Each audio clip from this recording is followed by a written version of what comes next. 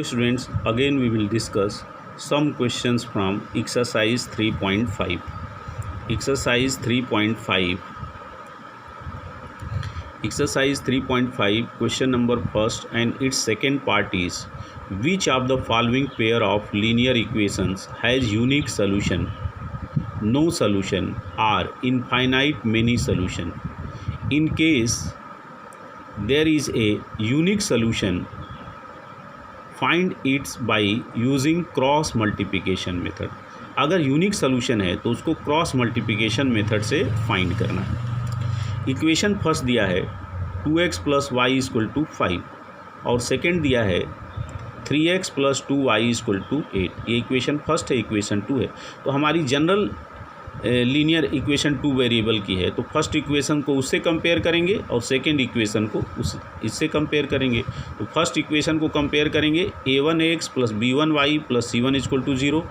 Second equation को compare करेंगे a2x plus b2y plus c2 equal to 0। यानी हमने c1 c2 किधर लिया है, लेफ्ट हैंड साइड में लिया है। तो यहाँ c1 की वैल्यू क्या हो जाएगी, लेफ्ट में ले जाएंगे तो -5, और c2 की वैल्यू क्या हो जाएगी जब इसको लेफ्ट हैंड साइड में ले जाएंगे तो -8। राइट हैंड साइड में क्या बन जाएगा, 0 बन जाएगा। तो अब बताइए कंपेयर करके कि a1 की वैल्यू क्या है 2, a2 की वैल्यू क्या है 3, b1 की वैल्यू क्या है, y का कोफिशिएंट b1 है तो b1 इक्वल टू 1, और b2 की वैल्यू क्या है, y का कोफिशिएंट b2 है तो 2। कांस्टेंट टर्म जो कि लेफ्ट हैंड साइड में गया तो हो गया c1 इक्वल टू -5, और c2 ये भी लेफ्ट हैंड साइड में गया तो c2 इक्वल टू -8। अब यहाँ देखिए a1 अपान a2 क्या होगा 2/3, b1 अपान b2 क्या होगा 1/2। तो a1 upon a2 not equal to b1 upon b2 है। तो ये किसकी कंडीशन है, given pair of linear equation having unique solution, unique solution की ये कंडीशन है। Hence the given pair of linear equation has a unique solution. इनका unique solution यानी x की वैल्यू 1 आएगी, y की वैल्यू 1 आएगी, यानी हम सोल्यूशन फाइंड कर सकते हैं। क्रॉस मल्टीप्लिकेशन से हम यूनिक सोल्यूशन ही फाइंड करते हैं। अब देखिए इसके बाद है, अब क्रॉस मल्टीप्लिकेशन मेथड अप्लाई कर लीजिए इसमें, तो क्या हो जाएगा ये x अपान, हमने बताया था कि x को लेना है तो अब y का कोफिशिएंट लिखना है, तो y का कोफिशिएंट लिखिए यहाँ 1 2, और फिर कांस्टेंट टर्म लिखना है। Constant term left hand side में आ गया है तो -5 -8 is equal to y upon, y के नीचे लिखना है तो राइट वाले को लिखना है उसके, यानी y का कोफिशिएंट नहीं लिखना है उसके राइट वाले को। तो राइट में क्या होगा, जब ये 5 और 8 लेफ्ट हैंड साइड में जाएगा तो होगा -5 -8, और फिर अब कांस्टेंट के बाद क्या आएंगे, x पर आएंगे हम, x के कोफिशिएंट पर। तो अब ये हो जाएगा x का कोफिशिएंट है 2 3, अब फिर 1 अपान 1 का मतलब कांस्टेंट, तो कांस्टेंट के नीचे लिखना है तो किसका कोफिशिएंट लिखते हैं, पहले x का फिर y का। x का कोफिशिएंट है 2, y का कोफिशिएंट, x का कोफिशिएंट है 2 3 और y का कोफिशिएंट है 1 2। अब इस डायगोनल को मल्टीप्लाई करेंगे, माइनस इस डायगोनल का मल्टीप्लिकेशन, यहाँ भी पहले इस डायगोनल को मल्टीप्लाई करेंगे, माइनस इस डायगोनल का मल्टीप्लिकेशन, यहाँ भी पहले इस डायगोनल को मल्टीप्लाई करेंगे, फिर इस डायगोनल का मल्टीप्लिकेशन। तो ये क्या बन जाएगा, x अपान -8 प्लस 10, माइनस माइनस प्लस हो जाएगा, ये हो जाएगा x अपान -8 प्लस 10, y अपान, अब ये देखिए ये -5 इंटू 3 -15, और माइनस माइनस प्लस हो जाता है।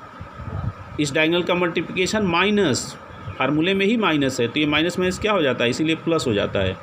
तो हो जाएगा y अपान -15 प्लस 16, और फिर 1 अपान 2 इंटू 2 4 -3 इंटू 1 3, इस डायगोनल का मल्टीप्लिकेशन माइनस इस डायगोनल का मल्टीप्लिकेशन, तो क्या हो जाएगा 4 -3।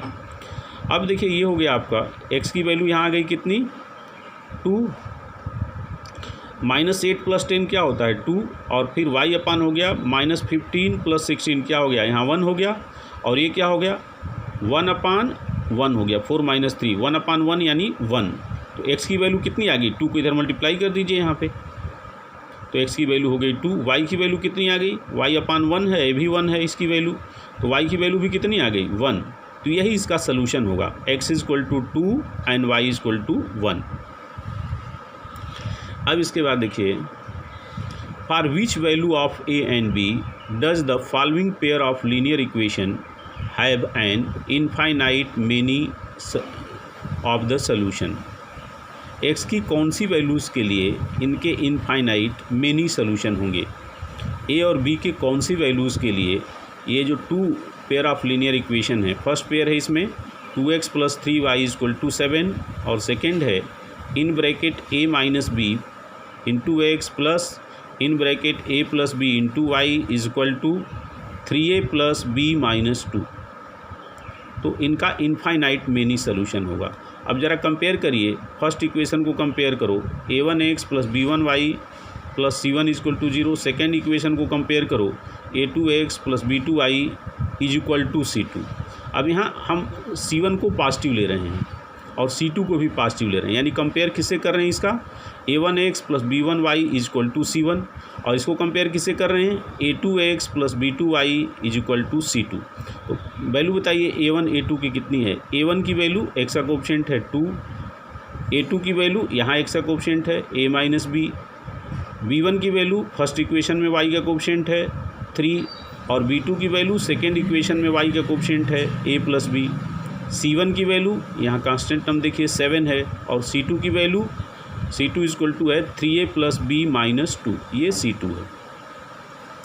अब कंडीशन है कि for having an infinite many solution, पहले भी बता चुके हैं, ये है आपका a1/a2 = b1/b2 = c1/c2। अगर ये 3 रेशियो इक्वल हैं तब टू वेरिएबल के लीनियर इक्वेशंस के इनफाइनाइट मेनी सोल्यूशन होते हैं, यानी एक लाइन जहाँ से पास होती है सेकेंड लाइन भी उसी पर से पास होती है, यानी दोनों लाइनें एक ही लाइन से पास होती हैं, वो एक दूसरे को इनफाइनाइट पॉइंट पे टच करती हैं। अब यहाँ वैल्यू रख दीजिए इसकी, a1 की वैल्यू है 2, a2 की वैल्यू है a - b, b1 की वैल्यू है 3, b2 की वैल्यू है a + b, c1 की वैल्यू है 7, c2 की वैल्यू है 3a + b - 2।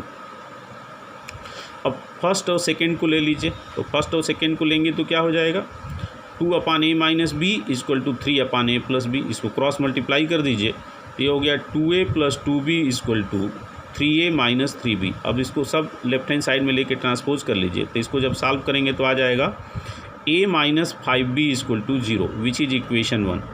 अब लास्ट के दोनों ले लीजिए, यानी 3/a + b = 7/3a + b - 2। अब इनको क्रॉस मल्टीप्लाई करिए, तो जब इनको हम क्रॉस मल्टीप्लाई करेंगे यहाँ पे तो ये हो जाएगा 9a + 3b - 6 = अब 7 को इधर मल्टीप्लाई करिए तो ये हो जाएगा 7a + 7b। अब सब लेफ्ट हैंड साइड में ले आइए तो ये हो जाएगा 2a - 4b - 6 = 0 और सबको 2 से डिवाइड कर दीजिए तो ये हो जाएगा a - 2b - 3 = 0, which is equation 2। अब इक्वेशन 1 और 2 को क्रॉस मल्टीप्लिकेशन मेथड से सॉल्व करेंगे। अब देखिए इसमें क्रॉस अब यहाँ वेरिएबल जो xy था, यहाँ वेरिएबल क्या है ab है, तो अब a/ लिखेंगे तो a के कोएफिशिएंट दोनों इक्वेशन में नहीं लिखेंगे बल्कि b का कोएफिशिएंट पहले लिखेंगे। तो b का कोएफिशिएंट क्या है देखिए, फर्स्ट इक्वेशन में -5, सेकेंड इक्वेशन में b का कोएफिशिएंट क्या है -2 और फिर कांस्टेंट टर्म लिखेंगे। कांस्टेंट टर्म यहाँ है ही नहीं, c1 की वैल्यू 0 है, तो क्या हो जाएगा यहाँ पे 0 और फिर यहाँ कांस्टेंट टर्म क्या है, राइट हैंड साइड में जो है वही कांस्टेंट टर्म है इक्वेशन 2 में, कांस्टेंट टर्म की वैल्यू यहाँ 3 है। हम जो राइट हैंड साइड में था उसको लेफ्ट हैंड साइड में ला दिए हैं, तो यहाँ पर c2 की वैल्यू 3 है, तो 0 - 3 और फिर कांस्टेंट के बाद किसका नंबर आता है a का कोएफिशिएंट लिखेंगे दोनों इक्वेशन में। तो a का कोएफिशिएंट क्या है इक्वेशन 1 में 1 और सेकेंड में a का कोएफिशिएंट क्या है 1 और फिर = कांस्टेंट टर्म के नीचे लिखना है, तो 1/, क्योंकि कांस्टेंट टर्म हम दोनों मान के चल रहे हैं, कांस्टेंट किधर है -3 भी इधर है, यहाँ तो कांस्टेंट है ही नहीं, तो कांस्टेंट यहाँ c1 की वैल्यू 0 है, तो हम मान के चल रहे हैं कांस्टेंट किधर है लेफ्ट हैंड साइड में है, इसलिए यहाँ +1 साइन लें। अब कांस्टेंट के नीचे लिखना है तो पहले किसका कोएफिशिएंट लिखेंगे a का, तो a का कोएफिशिएंट कितना है दोनों इक्वेशन में 1 1 और b का कोएफिशिएंट उसके बाद लिखेंगे, तो b का कोएफिशिएंट कितना है -5 और इसमें b का कोएफिशिएंट कितना है -2। अब यहाँ क्रॉस मल्टीप्लाई कर लो, इसका मल्टीप्लिकेशन माइनस इसका मल्टीप्लिकेशन, इसका मल्टीप्लिकेशन माइनस इसका मल्टीप्लिकेशन, इसका मल्टीप्लिकेशन माइनस इसका मल्टीप्लिकेशन, तो ये कितना हो गया a/-3 × -5 तो 15 और -2 × 0 तो -0, फिर b/, इसको मल्टीप्लाई करिए 0 और 3 इंटू 1 -3, लेकिन इसका मल्टीप्लिकेशन माइनस इसका मल्टीप्लिकेशन, इसलिए साइन क्या हो जाएगा, प्लस हो जाएगा। ये is equal to 1/1 into 2 -2 minus इसका मल्टीप्लिकेशन, तो ये हो जाएगा -2 + 5। अब इसको जब सॉल्व करेंगे तो ये हो जाएगा a/15 is equal to b/3 is equal to 1/3। अब फर्स्ट पार्ट को थर्ड पार्ट के इक्वल ले लीजिए, a/15 इज इक्वल टू 1/3, 15 इधर मल्टीप्लाई कर दीजिए, तो a इज इक्वल टू हो गया 15/3, तो ये हो गया 5। अब सेकेंड पार्ट को थर्ड पार्ट के इक्वल लीजिए, तो b/3 इज इक्वल टू 1/3, 3 इधर मल्टीप्लाई कर दीजिए, तो b इज इक्वल टू हो गया 3/3, तो ये हो गया 1। Hence the required value of a and b are 5 and 1 respectively. Required value of a and b is 5 and 1 respectively. कितनी वैल्यूज हैं इसके, ए और बी के? ए की वैल्यू 5 है और बी की वैल्यू 1 है। यही हमको फाइंड करना था। ओके।